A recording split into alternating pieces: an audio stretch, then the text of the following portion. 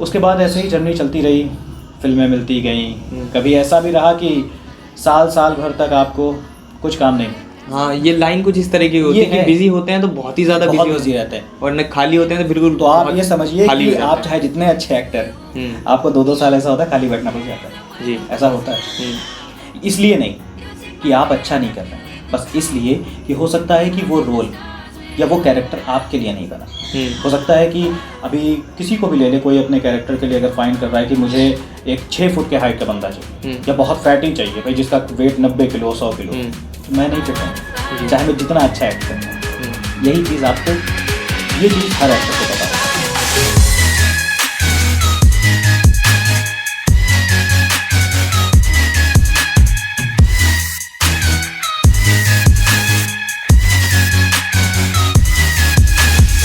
तो मोहित यादव जी कैसे हैं आप? एकदम बढ़िया, आप बताइए। सबसे पहले ही आया मैं और मैंने फिर आपके बाल देखे।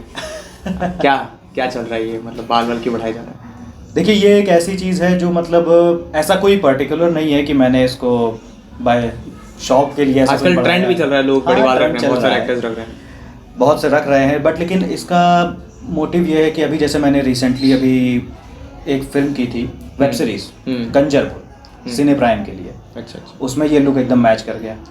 उसके रिलेटेड और भी कई सीरियल्स और फिल्म्स ऐसा हुआ कि जो इसमें बिल्कुल कनेक्टेड हो गया इसमें, तो मैंने अभी उसको बरकरार रखा हुआ है। अच्छा, कि मतलब कैरेक्टर के लिए अभी हो सकता है बेसिकली। उसके अलावा अभी अगर ऐसा कोई लुक आ जाए जिसमें मुझे अपने बाल कटाने हो, तो हम उसके लिए भी रेडी, वो भी कटा दें, क्योंकि आर्टिस्ट को हर किसी चीज़ के लिए मोल्ड हो जाना चाहिए, चाहे वो कोई भी चीज़ हो। वरना मैंने बेसिकली बहुत से लोगों को ऐसा देखा है कि बाय कैरेक्टर आपको कोई भी कमी नहीं करनी चाहिए। मतलब अगर सामने वाले डायरेक्टर ने कहा कि आपका लुक मुझे ऐसा चाहिए, सो इट मीन्स चाहिए। हाँ, तो बिल्कुल वैसे ढल जाओ, बिल्कुल वैसे ही, तभी आप कैरेक्टर को जस्टिफाई कर पाएंगे।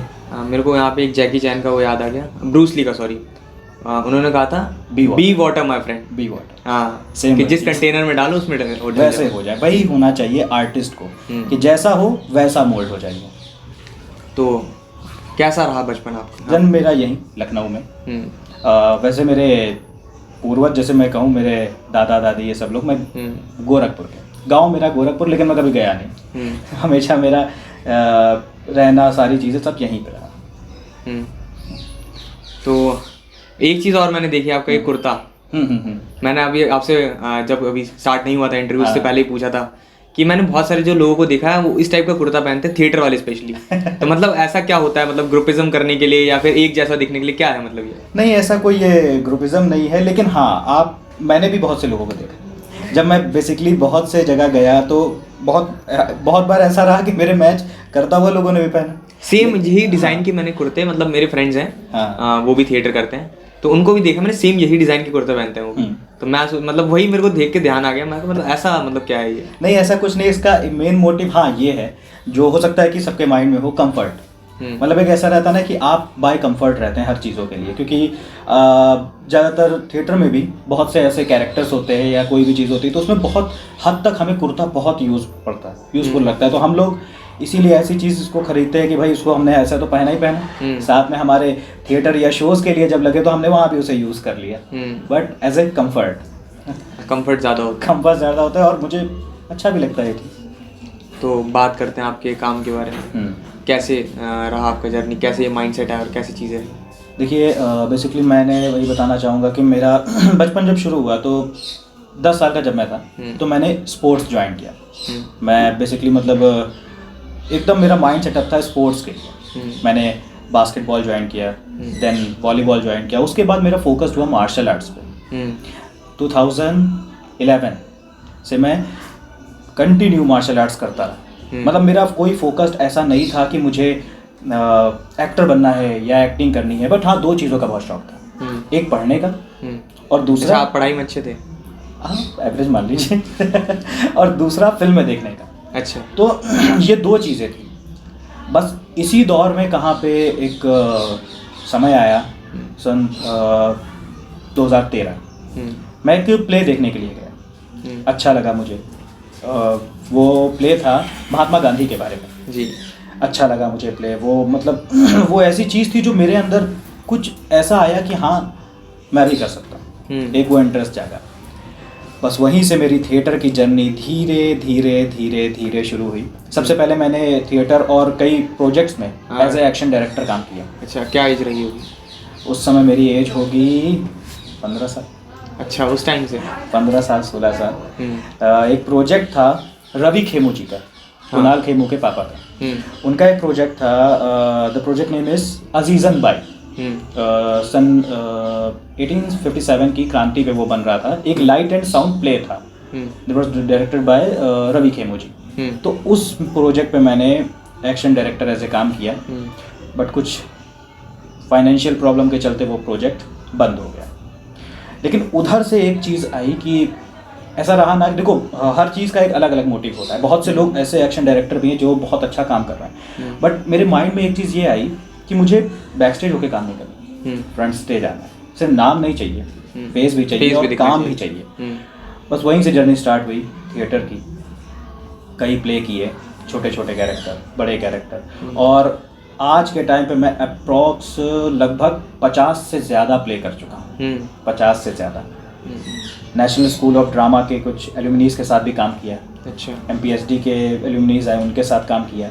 हमारे यहाँ लखनऊ में भारतेंदु नाट्य अकेडमी है, जिसे BNA कहते हैं, BNA वालों के साथ भी बहुत काम किया। तो थिएटर जर्नी मेरी बहुत अच्छी, और मैं ये कहूँगा कि मैंने उससे जो कुछ सीखा सब मैंने थिएटर से सीखा। और बहुत से ऐसे टीचर्स थे जिन्होंने मुझे सिखाया क्या कि स्टेज आपको क्या सिखाता है। सबसे बड़ी चीज़ ये है कि ऑब्जर्व करना, कैरेक्टर में जीना हर चीज़ को। जैसे कि आप किसी कैरेक्टर को लेके 20 दिन रिहर्सल करते हैं जी।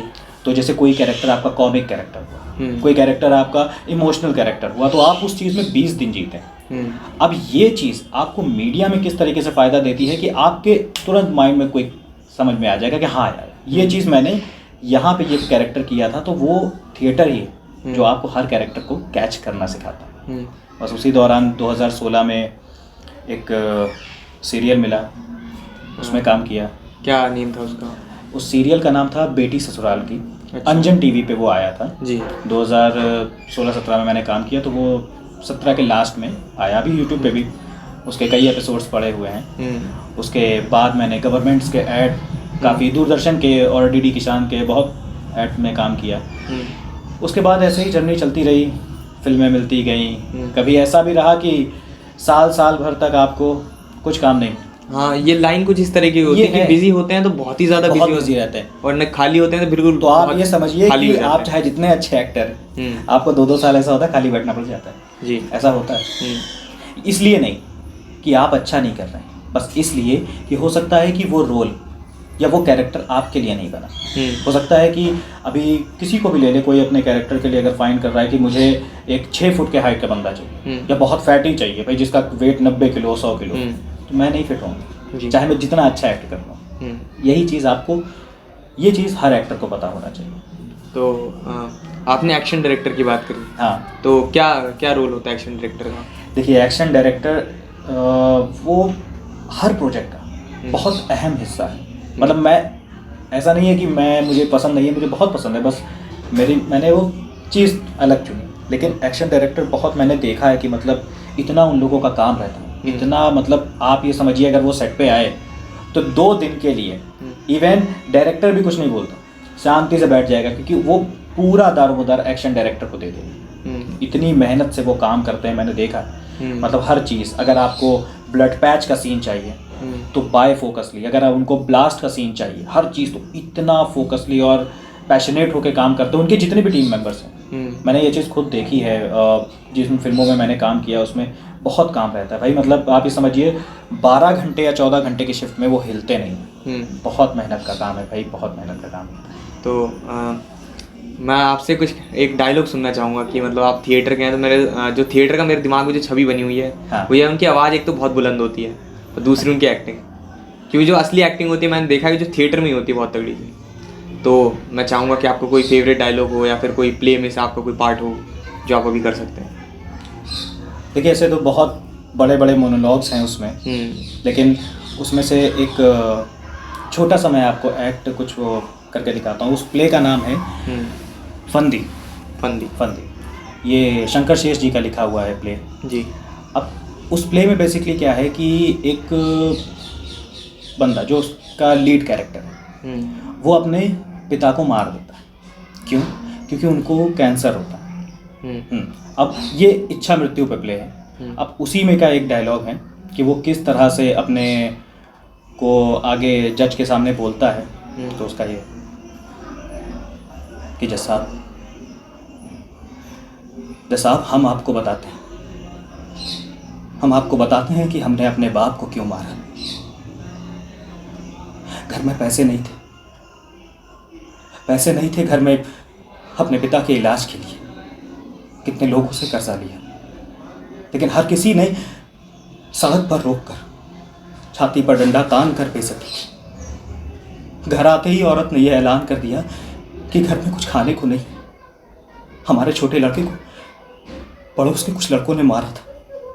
जज साहब उसकी नाक से खून बह रहा था, और जैसे ही कदम रख के मैंने अपने पिता के हाथ को छुआ, बस उसने एक ही शब्द पूछा कि बेटा आज इंजेक्शन लगेगा।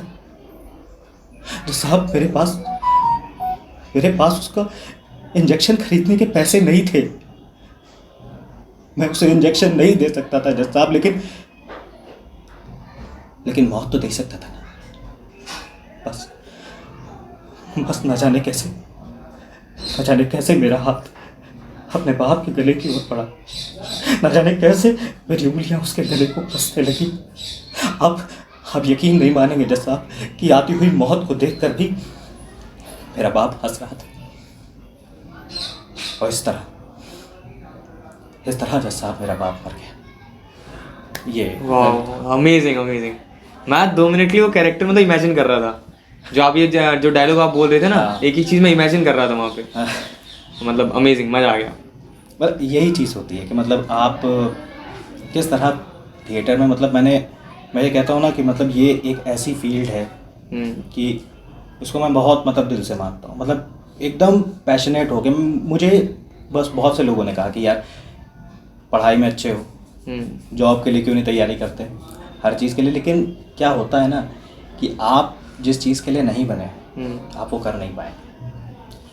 आप ये मानिए मैं मार्शल आर्ट्स करता ही हूँ। मैंने 2 साल STF टीम के साथ भी ट्रेनिंग की है मार्शल आर्ट्स की, special task force police academy में। मतलब मैं चाहता तो अपनी CV वगैरह या कुछ लगा के डायरेक्ट में हो सकता था। मैंने स्पोर्ट्स में नेशनल लेवल तक खेला होगा जी। एक चाइनीज़ मार्शल आर्ट्स होती है जिसका नाम है वूशू। उसमें मैंने ऑल इंडिया लेवल तक खेला है, स्टेट कॉम्पिटिशन्स खेले। किक बॉक्सिंग में मैं स्टेट मेडलिस्ट रहा हूँ। एक आर्ट है केरला की कलारीपयट्टू, उसमें भी मैं सीनियर स्टेट गोल्ड मेडलिस्ट हूँ। अच्छा। मतलब इतना, लेकिन फिर वही चीज़ है ना कि वो चीज़ जो आपको यहाँ से टच करती वो थी एक्टिंग। बस वही चीज़ थी कि आज काम शुरू किया और अभी तक कर रहा हूँ। कभी मतलब होता ना कि आज तक कभी बोर नहीं हुआ। हर काम मेरे लिए बहुत बढ़िया रहता है, बहुत खुशी होती है हर काम को करके। बहुत बढ़िया। मुंबई हर एक एक्टर का सपना होता है कि कभी ना कभी मुंबई जाया जाए। आपका मुंबई की क्या जर्नी रही? देखिए मुंबई मैं कभी ऐसे काम के लिए तो नहीं गया, घूमने के लिए कई बार गया, लोगों से मिलने के लिए गया। बट ये खुशकिस्मती कहें या ऊपर वाले का शुक्र कहें कि मतलब मुझे जितने भी अच्छे काम मिले यहाँ से मिले। लखनऊ से मुझे मिल गए काम के लिए। हाँ मैं बाहर गया, उड़ीसा गया, चंडीगढ़ वगैरह, बहुत मतलब काम के लिए मैं बाहर काफ़ी गया। लेकिन मुंबई का इधर आप ये समझिए कि ये जो 2020 और 21 ये हर एक्टर का ऐसा ब्लैक ईयर था जो मतलब पूरा खा गया है 2 साल। मतलब मैं बेसिकली इधर ही प्लान कर रहा था, मेरा ग्रेजुएशन कंप्लीट हो गया था, तो मैंने पूरा प्लान किया था कि अब मैं बाकी की चीज़ें मुंबई से ही शुरू करूँगा। तो इधर काफ़ी रुका रहा, लेकिन हाँ ये है कि इस बीच मैंने काम काफ़ी किया। प्रकाश झा जी का भी प्रोजेक्ट आया था कॉन मैन। अच्छा। उसमें काम किया। क्या था, क्या एक्सपीरियंस?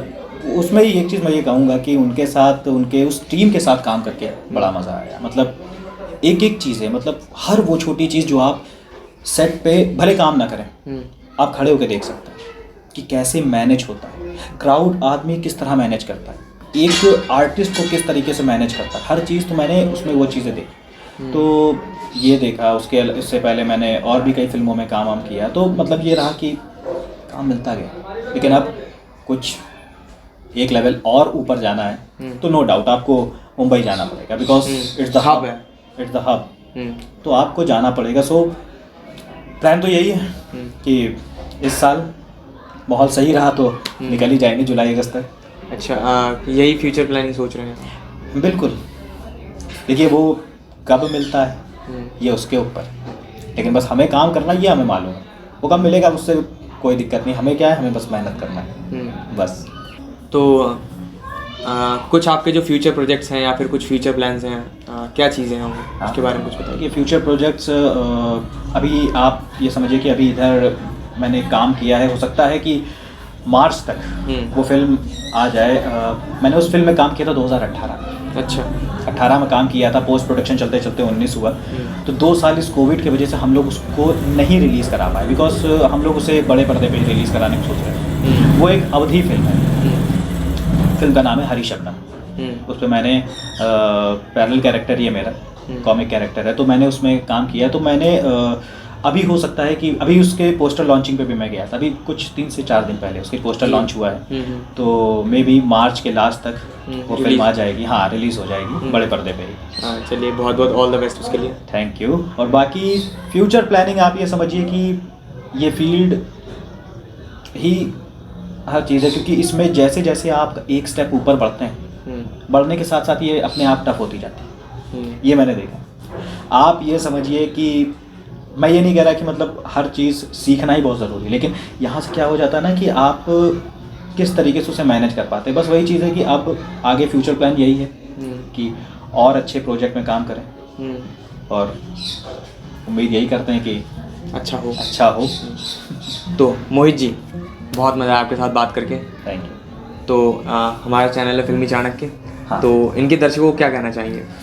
भाई, हम सभी दर्शकों को सबसे पहले तो ये कहेंगे कि भाई आप लोग इस चैनल को ज़रूर सब्सक्राइब करें, शेयर करें, और इस वीडियो को और इनके हर वीडियोस को आगे बढ़ाएं। मैंने इस चैनल को विज़िट किया है, इनके हर काम को देखा है। मैं अप्रिशिएट करता हूँ आप सबको, जो आप लोग हर जगह जाके इतना मेहनत का काम करते हैं। भाई, ये आसान काम नहीं है, हर जगह आना और ये काम करना। तो मैं ये कहूँगा कि आप इनके चैनल को ज़रूर सब्सक्राइब करिए और वीडियो शेयर ज़रूर करिए। तो दोस्तों, आज हम थे मोहित जी के साथ। इनकी जर्नी को जान के बहुत ज़्यादा अच्छा लगा। बहुत ज़्यादा इंस्पायरिंग जर्नी है, बहुत कुछ सीखने को मिला इनके थिएटर के बारे में कि कैसे कैसे काम किया जाता है।